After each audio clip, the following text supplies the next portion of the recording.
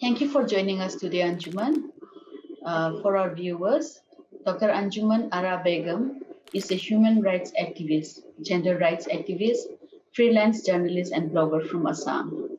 She was born in a remote village, Mahendraganj, in Garo Hills of Meghalaya, and she did her schooling there.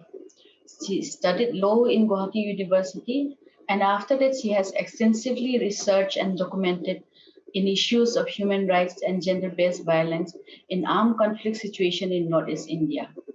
Anjuman is also part of the Right to Information movement in India, and she has worked for popularizing this as a tool for accountability. Anjuman volunteers with several networks, and she is also a member of Manirbhan Calcutta Research Group and Women in Governance Network India, WINGI, among others. Currently, she is the Executive Director of Women Leadership and Training Center in Guwahati, based in Guwahati. Thank you once again, Anjuman, for joining us for this episode of Zubaan Talks for Cultures program. Anjuman, a large part of your work is concentrated on the armed conflict situation in Northeast India and the environment of impunity that it spreads. One of the most glaring examples is that of the Nelly massacre. For a Juban publication, you co-authored a chapter with Dr. Patrick Hoyning regarding Nelly. Can you please tell us why Nelly matters even today, more than 37 years after the incident? Yeah, thank you very much for that pointing out that utility project. I just want to say a little bit about the background of the project and how Nelly figured in the project. This project was basically to study the legal impunity that we have in our legal system and how in different contexts, especially in context of conflict, this this cultural impunity has become institutionalized. So one of the focus area of that project was Northeast India, apart from Kashmir and Gujarat. And in Northeast, we decided to look into the issues of Armed Forces Special Power Act. And for our field study, we chose 4 states, that is Manipur, Assam, Tripura, and Nagaland.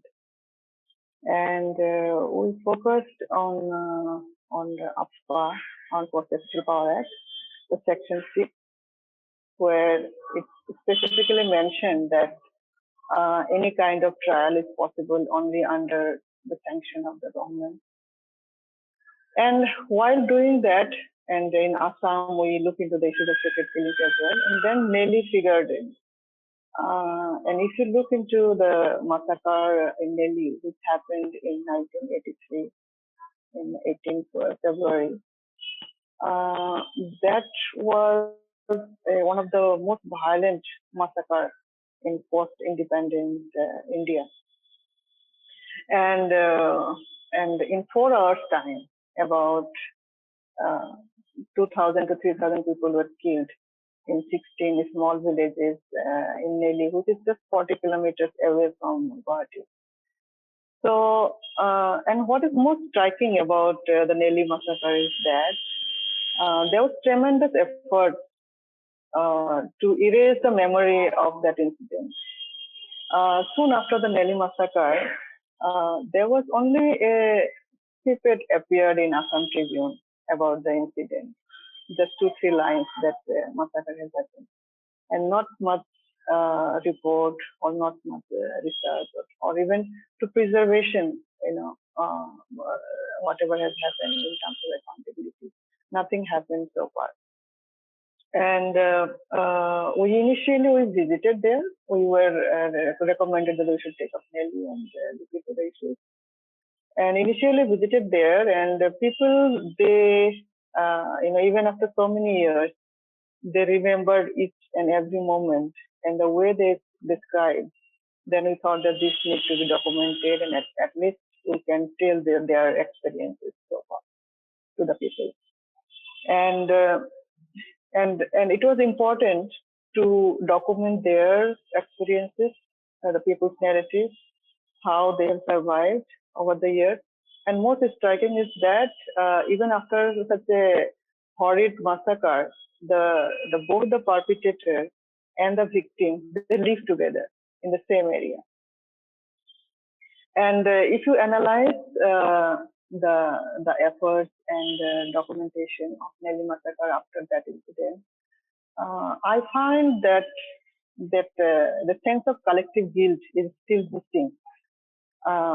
In Germany, I have seen there is a collective, guilt feeling after the Holocaust, and people took measures not to repeat those. But this is still not happen, not happen, and I don't see any effort also.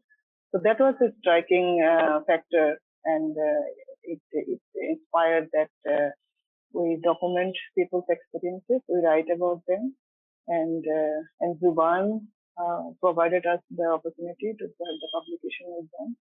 And then myself and Practice, he was one of the associate for that project. And in fact, he edited the book later on. So we thought of writing and at least bringing it to the public for a discussion. So that is what about the chapter on Nelly.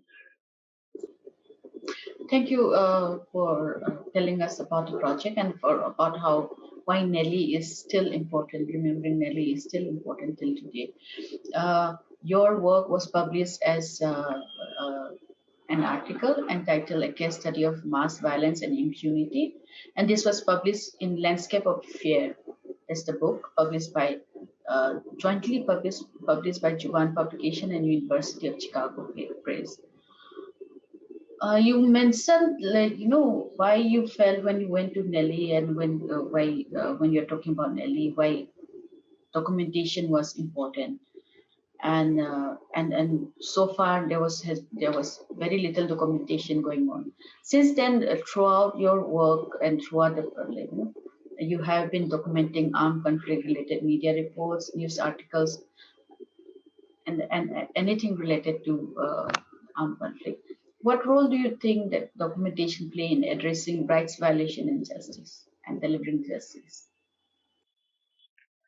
Documentation is the preliminary first step towards the journey for justice.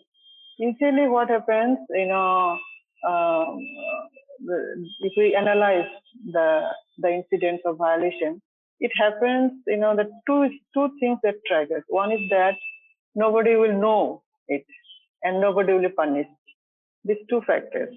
So if we see that the incidents are happening in a very remote area and where there is no outreach of media or any activists, there we see the violation. And then it's very easy to get away with that because people will not be able to fight for justice. So as a human rights researcher, it becomes very important that we document the cases and then present it to the institutions where justice is possible and pursue that and also create a kind of public opinion on that case. And over the years, if we see, there is a documentation which is ultimately succeeded. If you look into the cases before the High Court and Supreme Court, there are several cases where the court has given judgment, family hasn't paid compensation, and even till now there are many cases pending in the Supreme Court to fix the accountability of those killings and tortures, and these are all possible because of the documentation. Now, once you have documentation, it gives you the evidence, it gives you the power to fight for the justice. And in Northeast experience, I find that the documentation is very low, and that's affecting to some extent that our movement for justice, especially the unconflict situation. Yeah, you're right. And in the Northeast, the documentation is very low, and this is something that you have been working along with a group along with many others to rectify the problem. You have also researched extensively on the Armed Forces Special Powers Act 1958 and the impunity it gives birth to, one of which results in extrajudicial execution cases. I think this was your also your PhD research, and you just mentioned the cases going on in the Supreme Court. And there is an ongoing case at the Supreme Court regarding the extrajudicial executions in Manipur. What are your hopes on this case? Do you think that the judgment for this would pave the way for a more equal society? Um, yeah, I mean, I studied Armed Forces Power Act because I was studying law in Gauhati University. And one of my Professor Naram Sanajova, who is from Manipur. So I was very much influenced with his work, especially his work on Armed Forces Power Act. And then I approached him to be my guide as well. And he agreed. And then I started that how we can prove it that APFA has facilitated a kind of, killing without the judicial mandate. Because right to life is very important and nobody can be killed except by a fair trial, and also that is death penalty given by the judiciary. And we oppose the death penalty as well. But here it's instantly. And this very specific word that the law has mentioned, the Armed Forces Power Act has mentioned, that suspicion. One can be killed on suspicion. So that was, as a law student, was very striking for me. So I thought that I will study it theoretically and also include empirical data. And then I did the study, and some of the documents I did during that time that also helped me to understand the kind of violation takes place. And later on, with the human rights organization in Manipur, especially Human Rights Alert and IFAM, the Extrajudicial Victims Family Related Organization, they have filed a case in the Supreme Court and asking for justice in 1528 cases of extrajudicial execution, which they have documented. It's a very good documentation, and it's a evidence that the violation has taken place, and we need to fix the accountability. Regarding the process that's going on in the Supreme Court, it's still pending. But whatever judgment has, the order has come out, the interim orders and the process has come out. It was quite, inspiring. And practically, I can see that once the case has been filed, after that, the extrajudicial killing has been tremendously reduced in Manipur. Especially, it has come down, and there is a sense of accountability in the institutional level, I would say, and that is important. The main judgment is still pending, and we hope that Supreme Court will continue a kind of progressive judgment in that, and it will be really a very remarkable judgment if the accountability is fixed and some sort of judicial review takes place on the impunity part of APFA. That is true. We are all looking at how the case is going on. Everyone is following, and it has had a tremendous impact on Manipur also. Another thing about whenever we talk about armed conflict situation in the Northeast, we tend to talk about the killings, the murders, the massacres. Something which is always left out is the gender violence or the sexual violence in these situations. This is something which we have researched upon and written about very extensively.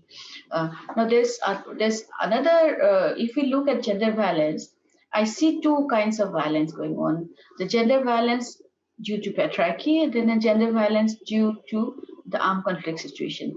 Do you think there's a relation between these two?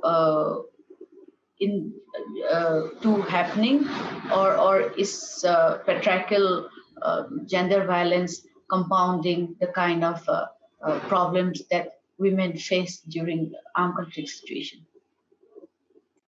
Let me explain this a little bit. Like in my documentation, what I found is that the women who are facing who has faced sexual violence, most of these cases happened during this combing operation.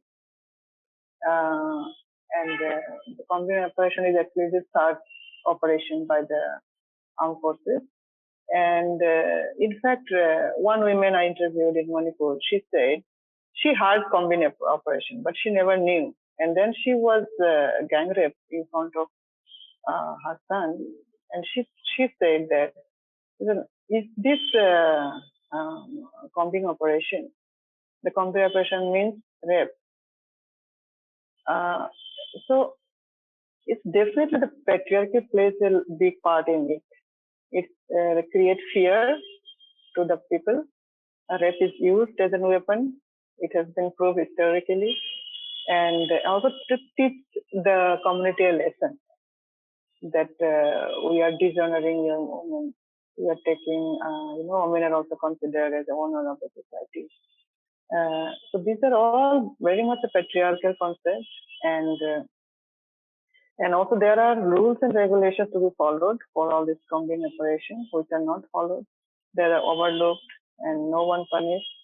I have documented about 25 cases of sexual violence during all these combing operations. And in my documentation, I found only 3 to 4 cases where the compensation was given and the perpetrator was court-martialed. But most of the other cases are just forgotten. And sometimes, whenever the case comes up, it becomes very politicized. The political leader comes in and asks them to keep quiet and, kind of solve the matter. And sometimes they are just given some check of rice because the family is very poor and ask them to compromise. Sometimes there's promise of job. But real accountability, because sexual violence is not a part of official duty, even under AFPA and other things. It did not happen. And another thing is that in many, some cases, for example, in Monorama's case, it was a big public outcry. But even till today, we haven't seen any, conclusive outcome of this case. And so this, again, another structural issue. When the woman is raped and killed, and still there are so many, hurdles in the case of justice. And same thing in some cases in Assam as well. And also in some areas, like I found in Tripura, there was a Uzan Maidan case. There was a mass rape in the village, and it was basically aimed for displacing people. And I have, with very great difficulty, I have to, hike about 3 hours to reach the village. And it's completely impossible for them to come out and fight for the case in the judiciary. So they just try to forget it. So until unless we have very strong institutions, gender sensitive, and who understands that sexual violence cannot be tolerated in any school, it's really the justice is not possible. This is again cultural, patriarchal culture that we have in our system. Yes, I think there is a need for more greater gender sensitivity, as you say. One of the things that which we often find is that women do not talk about their own the problems they face, especially when it is something like a rape or maybe even molestation, also due to a lot of the stigma attached to it, and also, as you said, the patriarchal system in place. Another factor which I found interesting when you said, and also you being a law student, do you think that the legal process, also hinders women from coming out and saying that yes, they were raped or molested, and then following the case in the law court till the end, pursuing it till the end? Do you think that it has something to do with the nature of the legal process at the moment? Yeah, the nature of legal process has a big role in silencing cases of sexual violence.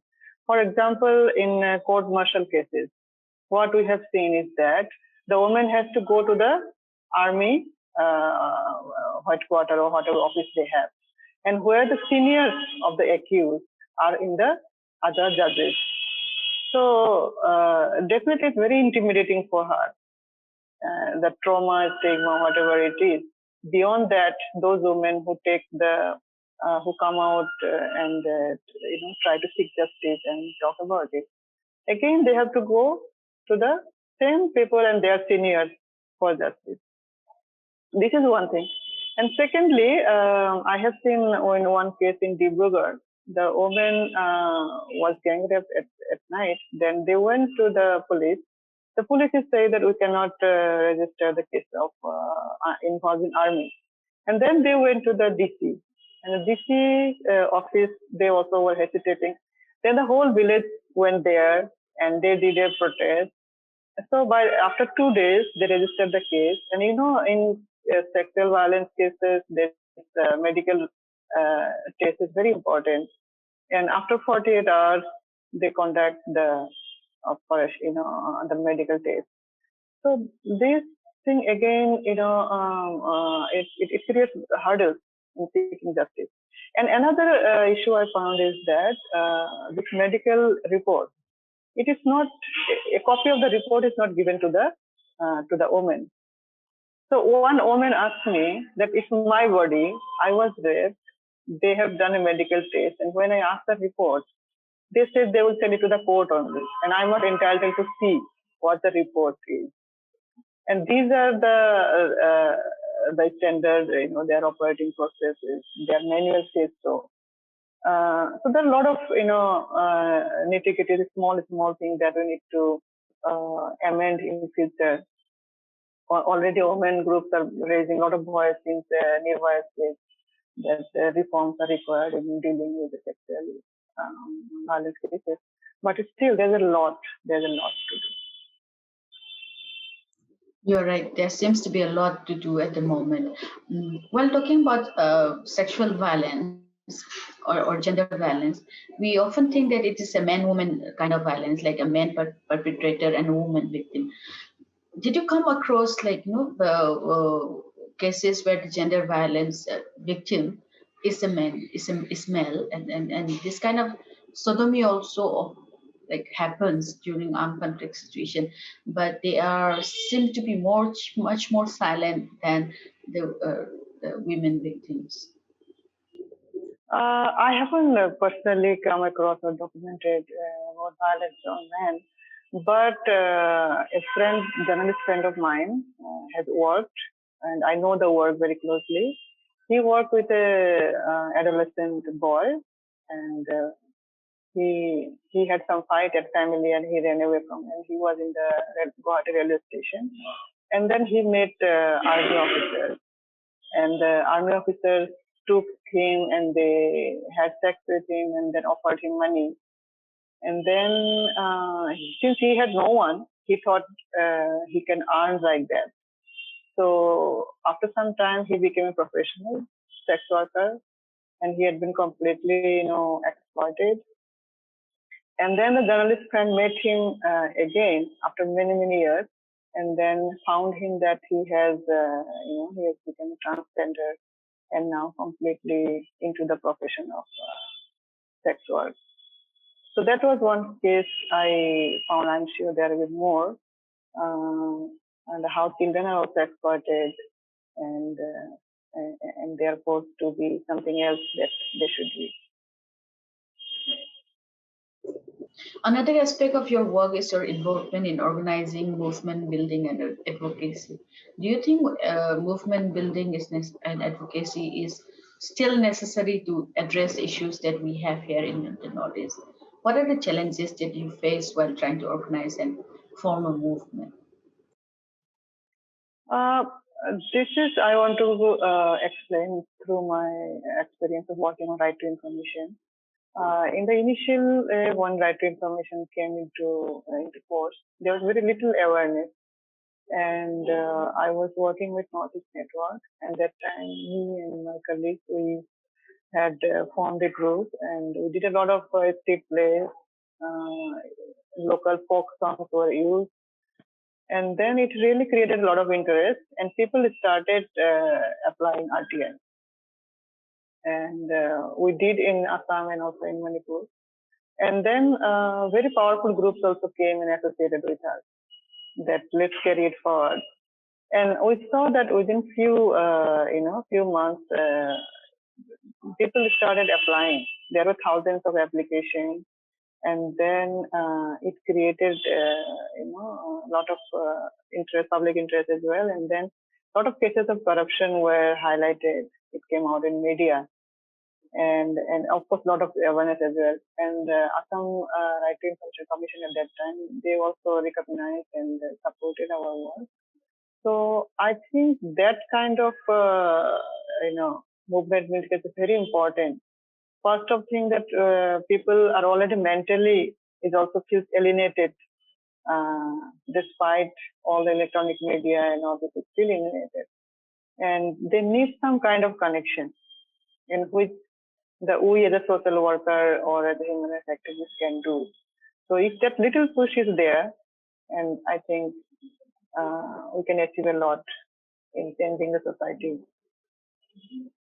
That's what I want to say on this. Thank you, Anjuman, for telling us your views on a lot of topics which many people won't be able to speak out so well. There is another topic that I wanted to ask you about, your views about. This is about the Citizenship Amendment Act. It raised a lot of voices all over India, as well as some parts of other parts of the world. What are your views about this act?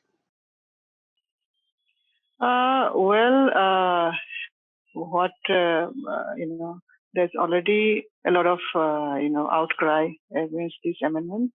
In my personal view, what I feel is that whenever there's an effort to go back into history and correct historical mistakes, it is counterproductive. It is not effective, and it creates new series of problems.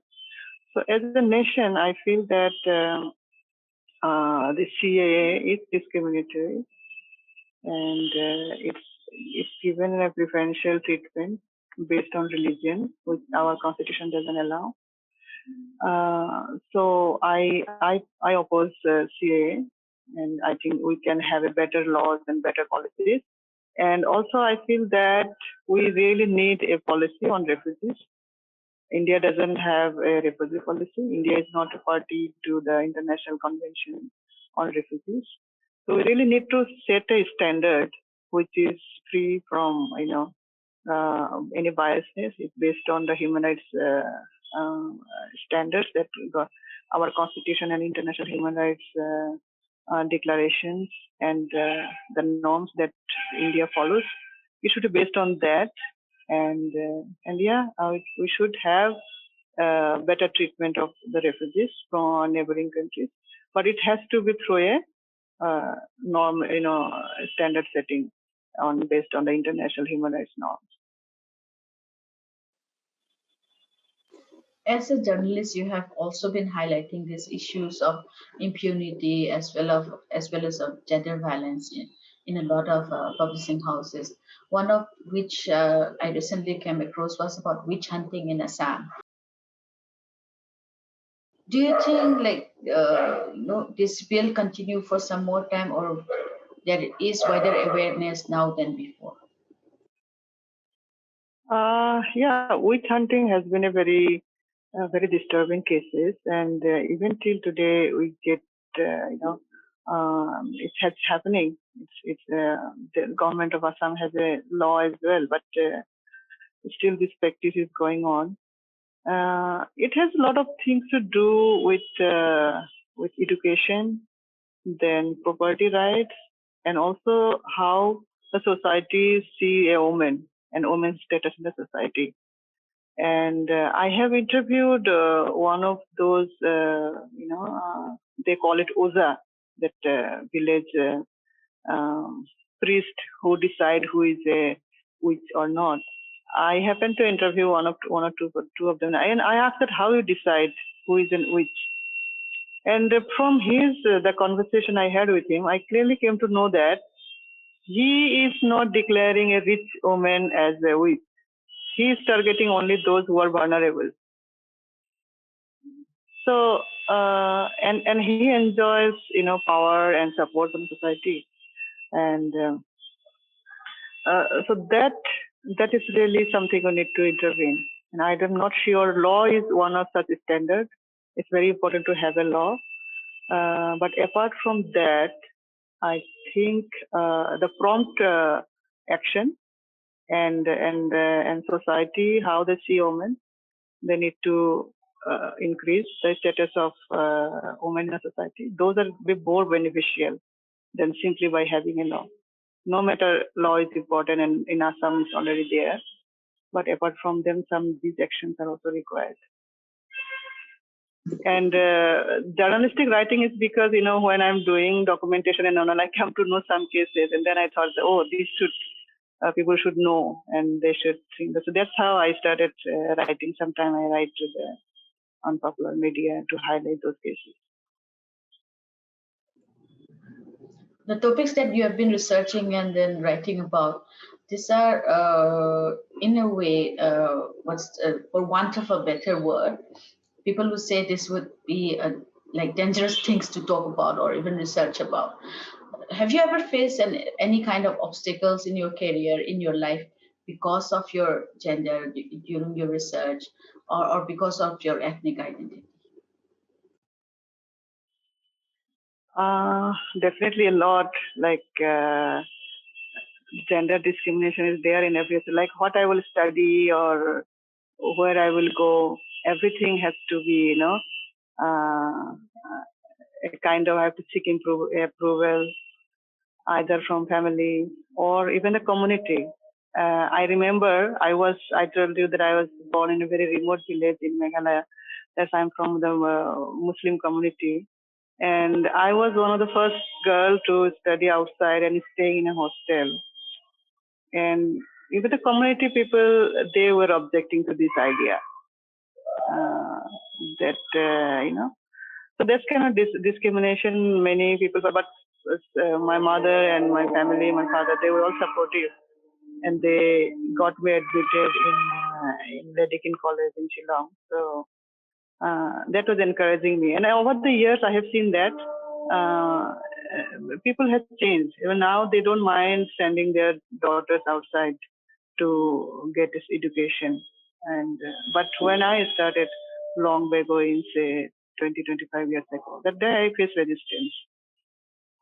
And of course, in terms of work in the career as well, like I am Muslim, then I speak Bengali, and there's already a presumption that whether I'm a Bangladeshi or not, you know, and even among my activist friends also it's there, and but I never made my identity, more important than the work. I think the people should know my work, then who am I and where I am from. And also I am the second generation in education in my family, and so I don't have a very popular face with whom I can connect and tell people that we belong to the same family. So yeah, it has been difficult, but it's worth it. That's how I would say. It's really encouraging coming from a small village, like you say, and being the second generation of people, persons in your family to get educated and coming out, overcoming all the obstacles that you have faced. Since then, you have worked with many rights-based organizations at a higher level. Uh, how did this experience shape your understanding of the situation of systemic rights violation in the Northeast? It has been quite enriching. A lot of experiences and international experience as well. And what I have experienced is that there is an understanding that something, conflict is going on in Northeast India, and there's something wrong in the policies and the institutional treatment of people here. However, every organization has their own priorities, and some organizations are more involved in the real documentation, and and bringing out the real perspective. On the other hand, some organizations also prefer to be more advocacy at an international level than uh, than to going too much deep into it. But one thing is very clear, that there is support for the human rights activists from the region, and all the organizations that I work, they are very supportive, and even if through different means they try to help people, and they're concerned, that is most important. And we have hurdles, legal hurdles, for example, FCRA, this kind of legal issues. So financially, many times it's not possible for international organizations to come and directly work here. But I would say the support is there from all the organizations that I work, especially for Northeast India and Northeast human rights defenders from this region. Currently, you are the executive editor of Women Leadership and Training Center based in Gauhati. Can you tell us a bit about the organization, what it does, etc.? This is a organization. It was basically focused on how we can build the women's leadership at the community level. And this Women's Leadership Training Center, it was formed in 2015. And right now we are working on the 4 communities in Assam. And we are trying to form women's collectives and empower them to solve their issues at their community level, instead of empowering them and supporting them, so that they can come out, they prove their leadership. And one of our success stories that in one of the fields that we're working, child marriage has been almost zero in last 2 years. Only 2 child marriage has been reported in the village. And it's possible because these women took leadership, and their leadership was recognized by the community. So the community accepted their work. So that's the tool we use. We encourage community people, community women, to form their own groups and empower them to solve their issues.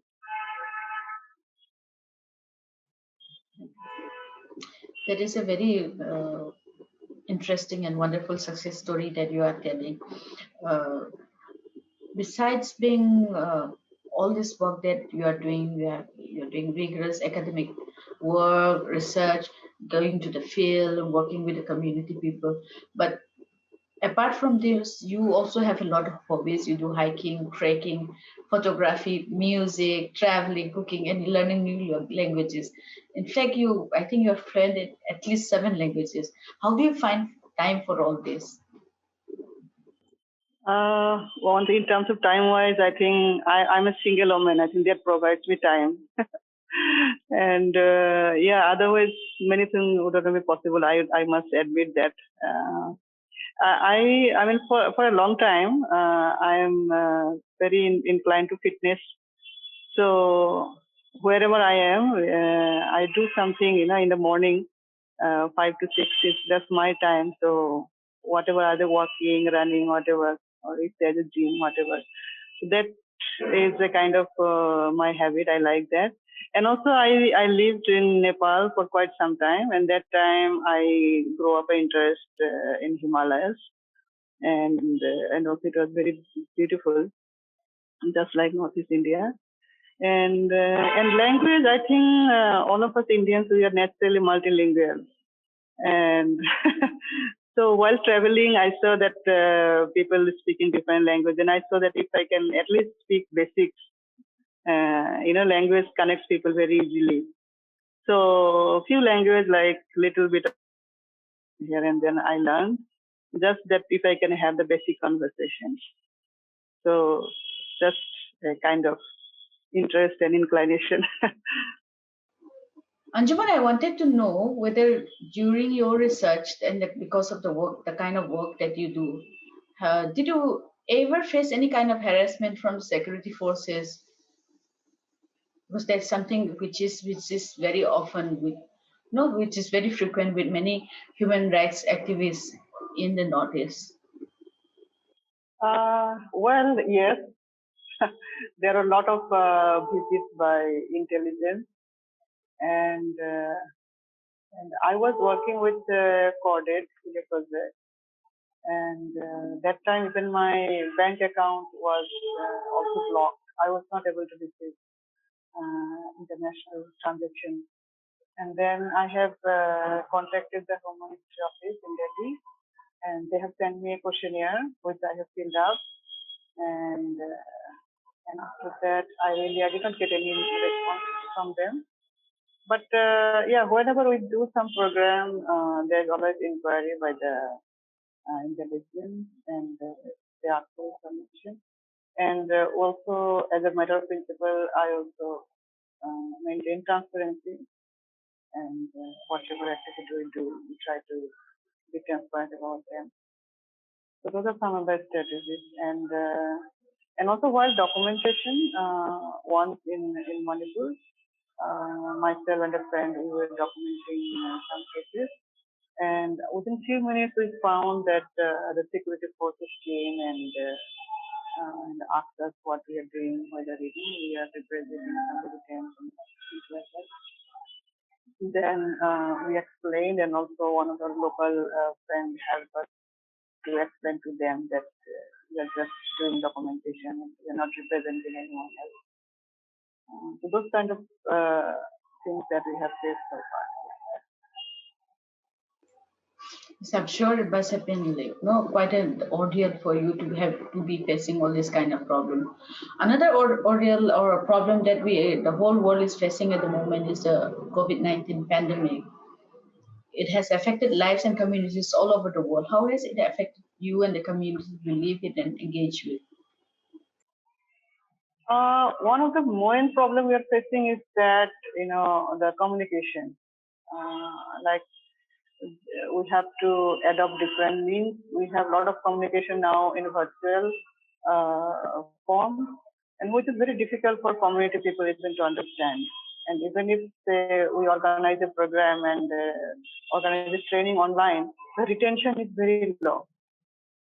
And also many times all these remote areas where we are working, they don't have a robust network. They are not able to participate or learn.